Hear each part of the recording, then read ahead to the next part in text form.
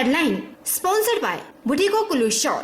बुटीको कुल्लू शॉलों की दुनिया में अपनी अलग पहचान बनाने वाली एक सफल बुनकर सहकारी सभा and Abhilashi group of institution join to beat the crowd. Shimla संसदीय क्षेत्र की वर्चुअल रैली को मुख्यमंत्री ने किया संबोधित। बोले, देश प्रधानमंत्री नरेंद्र मोदी के नेतृत्व में सुरक्षित, भारत ने अपने पुराने वैभव को पुनः किया हासिल। कृषि मंत्री को महिलाओं के विरोध का करना पड़ा सामना। काजा में प्रवेश करने से मंत्री को रोका। लोग बोले, कोरोना को लेकर अपनाए गए मापदंडों का अनुसरण नहीं कर रहे मंत्री।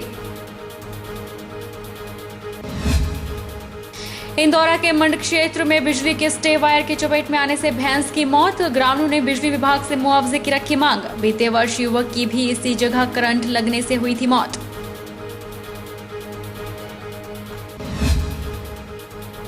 और भीषण गर्मी का प्रकोप झेल रहे पहाड़ी राज्य में बारिश होने से मिली राहत। मंडी में तेज तूफान और आंधी के कहर के साथ हुई ओलावृष्टि। लोगों ने ली राहत की सांस। नमस्कार, आप देख रहे हैं HP 24x7। मैं हूं जनीशा। हिमाचल प्रदेश मुख्यमंत्री जयराम ठाकुर ने आज शिमला संसदीय क्षेत्र की वर्चुअल रैली को संबोधित किया। इस दौरान उन्होंने कहा कि देश प्रधानमंत्री नरेंद्र मोदी के नेतृत्व में सुरक्षित है और भारत ने अपने पुराने वैभव को पुनः हासिल किया है। प्रधानमंत्री की राजनीतिक दूरदृष्टि के कारण देश में कोविड-19 के कारण मृत्यु दर अन्य विकसित देशों की तुलना में काफी कम है। मुख्यमंत्री ने कहा कि कोरोना महामारी के इस दौर में एक बार फिर यह साबित हो गया है कि देश प्रधानमंत्री नरेंद्र मोदी के हाथों में सुरक्षित है। प्रधानमंत्री की राजनीतिक दूरदृष्टि के कारण देश में कोविड-19 के कारण मृत्यु दर अन्य विकसित देशों की तुलना में काफी कम है।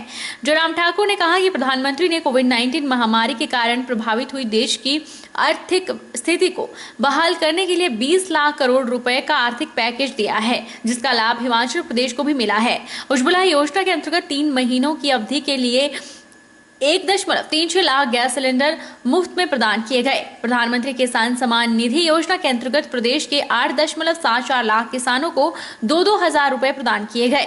प्रधानमंत्री जनधन योजना के अंतर्गत पात्र 9.90 लाख महिलाओं के खातों में अप्रैल, मई और जून महीने के लिए 500 रुपए की राशि जमा की गई है। ऐसे संकट के दौर में जब परिस्थितियां हमारे सामने आई, हमारे देश के यशस्वी प्रधानमंत्री नरेंद्र मोदी जी ने एक आग्रह किया कि आओ हम सब मिलकर के इस लड़ाई को लड़ेंगे। आप सबका सहयोग चाहिए, समर्थन चाहिए।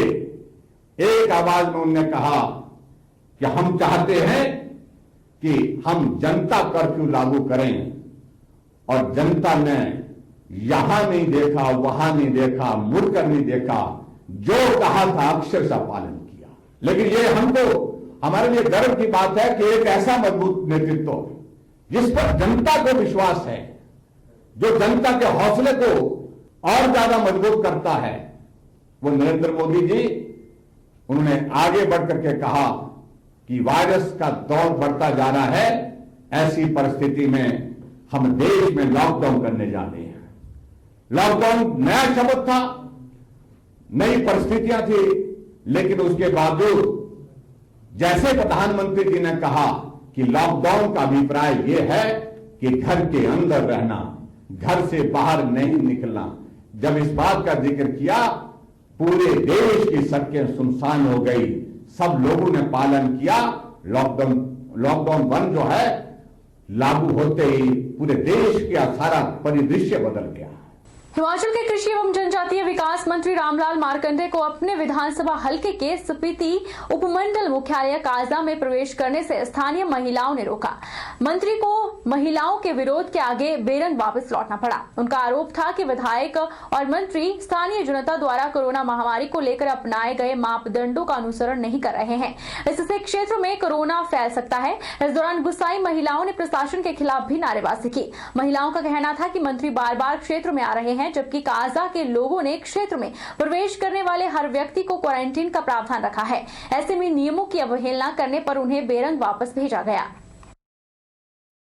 तो स्पीति में, लाहौल स्पीति के काजा डिवीजन में जो महिलाओं ने मंत्री जी का विरोध किया है, वो बहुत ही सराहनीय है, क्योंकि पिछले जनता इसलिए आज महिलाएं इसलिए जागी है आज, क्योंकि पिछले बार भी मंत्री जी यहाँ काजा दौरे पे आए थे, तो बिना कोई क्वारंटाइन के इन्होंने प्रशासन के साथ विभिन्न विभागों के साथ 2 दिन स्टे किया और इन्होंने मीटिंग वगैरह करी है। तो आज भी बिना कोई कारण के किसी को कोई इनका टूर प्रोग्राम का भी कोई वो नहीं था प्रशासन को, तो इन्होंने चुपचाप से आके फिर आए चुपचाप से आके फिर आज पूरा प्रशासन पूरा सारे अपने पूरा पार्टियों के साथ पार्टी वर्कर्स टीएससी मेंबर्स सारे मिलके आज पता नहीं किस वजह से आए, कोई प्रशासन को कोई टूर प्रोग्राम वगैरह भी नहीं था, तो महिलाओं ने बिल्कुल इनका विरोध किया है। तो हम बिल्कुल इसके विरोध में हैं और इनके साथ जितने भी ऑफिसर्स वगैरह आते हैं तो एडमिनिस्ट्रेशन की तरफ से भी कोई इनका वो नहीं है। छोटे लोगों को जितने जैसे हमारे आम लोगों को क्वारंटीन करा रहे हैं, जैसे मंत्री आते हैं उनके साथ जो भी ऑफिसर आते हैं वो डायरेक्ट आ जाते हैं, उनको कोई क्वारंटाइन की जरूरत नहीं है। तो जो आज का ये जो काम महिलाओं ने काजा महिला मंडल ने जो किया है, हम कांग्रेस पार्टी इसका बिल्कुल समर्थन करते हैं। नूरपुर के वार्ड नंबर 7 में लॉकडाउन के दौरान अधिकतर घरों में कच्ची शराब का धंधा जोरों शोरों से चल रहा है। मोहल्ले की महिलाओं का घर से निकलना मुश्किल हो गया है और छोटे छोटे बच्चों पर इसका बुरा असर पड़ रहा है। समाज सेवी सुदर्शन शर्मा ने बताया कि वार्ड नंबर 7 नूरपुर का एरिया है। जब से लॉकडाउन हुआ है तब से घर घर में कच्ची शराब का धंधा चल रहा है। रोज शाम को शराब पीते हैं और गली में गाली गलौज करते हैं, जिससे हर आने जाने वाले पर बुरा असर पड़ रहा है, खास तौर पर महिलाओं और बच्चों पर। शराब पीकर घर में अपनी पत्नी और बच्चों को पुरुष मारते हैं। वही लोगों का कहना है कि अगर तुरंत कार्रवाई नहीं की गई तो औरतें उपायुक्त के दफ्तर के बाहर धरना प्रदर्शन करेंगी। ऐसे हमारा जी वार्ड नंबर 7 नूरपुर का जो एरिया है ना, यहाँ पे घर घर में जब से लॉकडाउन हुआ है घर घर में शराब निकल रही है और कच्ची शराब का धंधा चल रहा है। रोज़ शाम को शराब पी के लोग घर में अपने बच्चों को मारते हैं, अपने घर के बच्चों को सभी को पीट के बाहर जाके शोर मचाते हैं, जो जीना दुर्गुण हो चुका है। प्रशासन से भी कई बार बोला है, प्रशासन ने इसके ऊपर कोई ऐसी गौर नहीं की है। तो यहाँ से लोकल प्रशासन की पता नहीं क्या मजबूरी है, मुझे समझ नहीं आती है। घर घर में जो धंधा चल रहा है इससे क्या बच्चों पर बहुत बुरा असर हो रहा है। और अब आगे की बात यह है कि यदि ऐसा नहीं होता तो ये औरतें ये कह रही हैं कि हमने जाके उपायुक्त महोदय के दफ्तर में जाके धरना देना है और उनको ये अवगत करवाना है कि हमें ऐसी स्थिति से बचाया जाए। तो जी 15 दिन से रोटी नहीं खाई, रोज शराब पी कर आते हैं, लड़ते हैं और मेरी 17 साल उम्र है, मैं इनको छुड़ाता हूँ। मुझे रात की मुझे भी चोट लगी हुई है, तो मैं बहुत मुश्किल में हूँ। तो इससे प्रशासन से कोई तो फिर रोज इधर चक्कर लगाए। जिला कांगड़ा के थाना फतेहपुर और थाना इंदौरा के अधीन पड़ते मंड क्षेत्र में बिजली के हादसे होना आम बात हो गई है, जिसका मुख्य कारण विद्युत विभाग द्वारा किसानों को थोक में सिंचाई के लिए मोटरों के कनेक्शन का देना और यह सिलसिला अभी भी जारी है। लेकिन यह कनेक्शन किसी भी मापदंड के आधार नहीं दिए गए हैं। यहाँ तक कि जो पोल लगाए जाते हैं उनकी आपसी दूरी भी विभाग के मापदंडों से कहीं अधिक है। कई जगह लकड़ी के डंडों के पोल लगाकर ही कनेक्शन दे दिए गए हैं और पूरे क्षेत्र में बिजली की तारें मात्र जमीन से 6 से 7 फुट पर देखना एक आम बात हो गई है और थोड़ी सी हवा चलने पर टूटकर और झूलकर आज तक कई पशुओं और व्यक्तियों की जान को काल का ग्रास बना चुकी है। ऐसे ही इन तारों की चपेट में आने से पिछले वर्ष 21 वर्षीय पुत्र अनवर भी काल का ग्रास बन गया था। वहीं आज सुबह फिर बसीर निवासी रियाली की एक भैंस बिजली के पोल के साथ लगी स्टे वायर में करंट आने से मर गई। भैंस की कीमत लगभग 50,000 से ऊपर थी। स्थानीय लोगों ने बताया कि मौके पर विद्युत विभाग के कर्मचारी भी पहुंचे और अपनी गलती पर पर्दा डालते हुए नजर आए और पीड़ित को ही उल्टी खरी खोटी सुनाने लग पड़े। स्थानीय ग्रामीणों और सेवा सोसाइटी ने विभाग को चेताते हुए कहा है कि अगर समय रहते विभाग मुआवजा नहीं देता है तो विभाग के खिलाफ कानूनी कार्रवाई अमल में लाई जाएगी। ਇਹ ਮੇਰੇ ਮੱਝ ਮਰ ਗਈ ਤੇ ਕਰੰਟ ਲੱਗ ਗਈ। अच्छा, ਇਹ ਚੌਥਾ ਚਾਂਸ ਹੈ ਸਾਡਾ। पहला किहड़ा चांस होया? ਪਹਿਲੇ ਇੱਕ ਮੱਝ ਦੋ ਮੱਝਾਂ ਮਰੀਆਂ ਸੀ हाँ हाँ, ਤੇ 21 ਸਾਲ ਦਾ ਮੁੰਡਾ ਮਰਿਆ अच्छा, ਤੇ ਹੁਣ ਇਹ ਮੱਝ ਦੇਖੀ ਅਸੀਂ ਮਰੀ ਦੀ ਤੇ ਪਿਛਲੀ ਵਾਰੀ ਮਰ ਗਏ ਤਾਂ ਅਸੀਂ ਕੋਈ ਕਿਸੇ ਨੂੰ ਕੁਝ ਨਹੀਂ ਕਿਹਾ, अच्छा, ਨਹੀਂ ਪੁੱਛਿਆ। ਉਦਾਂ ਕਿਹਾ ਇਸ ਨੇ ਦਿੱਤਾ ਸੀ हम्म, ਇਹਦਾ ਦਾ ਨੁਕਸਾਨ ਹੋਇਆ, ਤਾਰਾਂ ਟੁੱਟੀਆਂ हम्म, ਤੇ ਸਾਡਾ ਇਹਨਾਂ ਨੁਕਸਾਨ ਹੋ ਗਿਆ। ठीक है ਜਦੋਂ चलो असें सरकारी कार्रवाई कोई नहीं की। चलो असें आपे छड्डता ਇਹਨੂੰ। ਅੱਛਾ ਜੀ चलो छड्डो। ਤੇ ਹੁਣ ਹੁਣ ਕੀ ਇਹ ਮੱਝ ਪ੍ਰਸ਼ਾਸਨ ਮਰ ਤੋਂ ਗਈ ਹੈ। ਪ੍ਰਸ਼ਾਸਨ ਤੋਂ ਕੀ ਮੰਗ ਕਰਦੇ ਹੋ? प्रशासन तो ये कि साडी कुछ हेल्प करे, इतना नुकसान होया है। कोरोना महामारी के चलते जहां हर व्यक्ति तक हर संभव सुविधा मुहैया करवाई जा रही है, वहीं कुछ उद्योगों में मजदूरों से काम तो लिया जा रहा है, लेकिन उन्हें ओवर टाइम लगाए जाने पर पर्याप्त राशि न देकर शोषण किया जा रहा है। ऐसा ही एक मामला सोलन के निजी उद्योग में देखने को मिला है, जहां कार्य कर रही महिलाओं का कहना है कि उनसे 10 घंटे कार्य करवाया जा रहा है, लेकिन सुविधाओं के नाम पर सिर्फ मनमानी देखने को मिल रही है। वहीं सोशल डिस्टेंसिंग की भी धज्जियां उड़ाई जा रही है। कंपनी मैनेजमेंट का ये कहना है कि हम आजकल कोविड पीरियड में 10 घंटे काम करा रहे हैं, तो 10 घंटे के लिए ये लेडीज़ का, पहले मैंने लेडीज़ से मिला, लेडीज़ ने ये कहा कि हम जो है हमारी बच्चों की प्रॉब्लम है तो हम शाम को थोड़ा लेट जाती है घर, इसलिए हमारा टाइमिंग जो है सुबह का जल्दी किया जाए, शाम का थोड़ा कट किया जाए।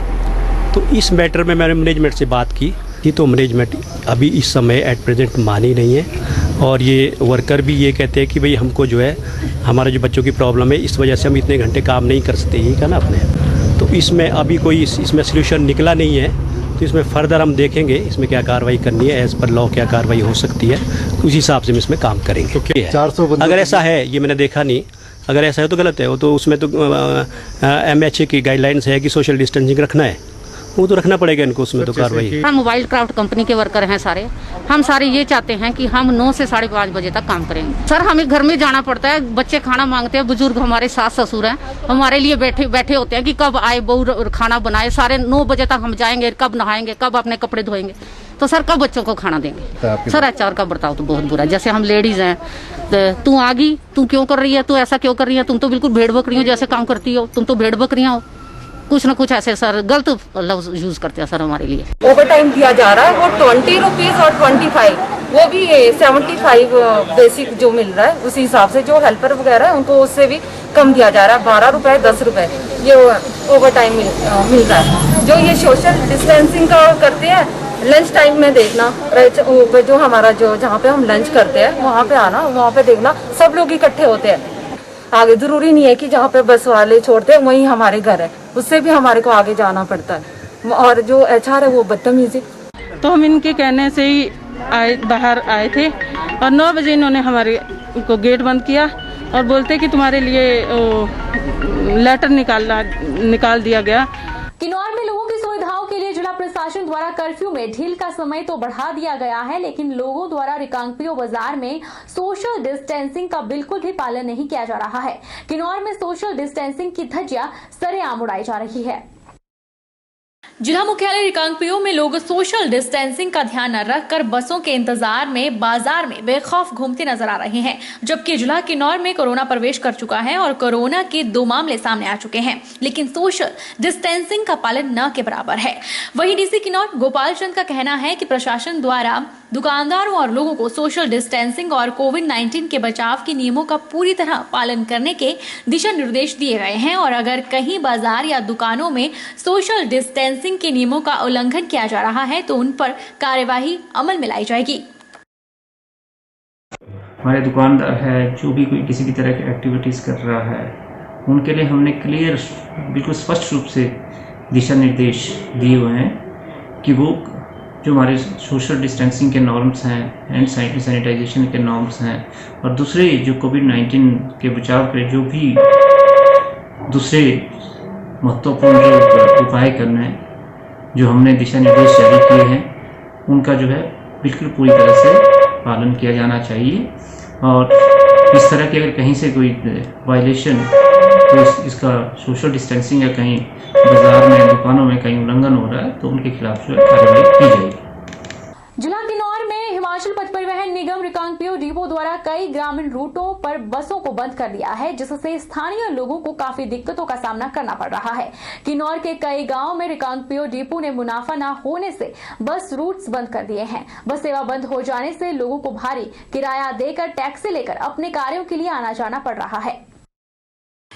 जिले के कई ग्रामीण रूटों पर जाने वाले चालकों और परिचालकों के खाने पीने और रहने की सुविधा नहीं होने के कारण कई ग्रामीण रूट्स पर बसों की आवाजाही नहीं हो पा रही है। रिकांगपिओ पथ परिवहन निगम के आरएम अजेंद्र चौधरी ने कहा कि 35 ग्रामीण रूट्स पर बसों को चलाया गया था।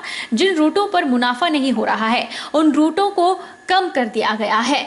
एक ही जगह की दोनों रूटों को इकट्ठा करके एक ही बस भेजी जा रही है। उन्होंने कहा कि कुछ रूटों पर बस चालक और परिचालक को रहने खाने की समस्या सामने आ रही है। जैसे ही उनकी खाने पीने और रहने की सुविधाएं पूरी हो जाती हैं, बस सेवा शुरू कर दी जाएगी। वहीं उपायुक्त किन्नौर गोपालचंद ने कहा कि जिले के 20 से लेकर 25 रूटों पर बसें भेजी जा रही हैं। कुछ ग्रामीण रूटों पर निगम द्वारा बस सेवाएं बंद कर दी गई है। लोकल रूट्स हमने 35 शुरू किए थे, जिसमें से अब हम रूट्स कुछ कम कर रहे हैं क्योंकि हमारी उन रूट्स पर आय कम आ रही है। तो रोपा का और नेशन की जो बात कही है, उन रूट्स पर हमारी बसेस पहले दिन गई थी, पर वहाँ के जो पब्लिक रिप्रेजेंटेटिव्स हैं, प्रधान हैं, उन्होंने कहा कि ड्राइवर और कंडक्टर का भी हम खाने का इंतजाम नहीं कर सकते। और नेशन के प्रधान जैसे भी हमारी बात हुई थी तो उन्होंने कहा खाना तो मैं दे रहा हूँ पर मैं रहने का इंतजाम नहीं कर सकता। तो जैसे ही खाने पीने का इंतजाम वहाँ हो जाएगा हम गाड़ी भेज देंगे। दूसरा ये है कि वहाँ पर हमारी सर्विसेज भी बहुत कम है और पैसेंजर्स भी बहुत कम आ रहे हैं। तो अगर पैसेंजर्स 2 और खाली बस जाए तो उससे हमें लॉस है। तो हम उन्हीं सर्विसेज को चलाने की कोशिश कर रहे हैं जहाँ पर पैसेंजर्स भी हों और लोगों को भी उसकी सुविधा मिल सके। रिक्वायरमेंट मिल रही है जहाँ सवारियाँ 8-10 सवारियाँ जहाँ लॉन्ग रूट में मिल रही है वहाँ बसों को भेजा जा रहा है। इसमें काजा को भी बसें गई हैं, कल जो है 2-3 बसें शिमला को भी गई है।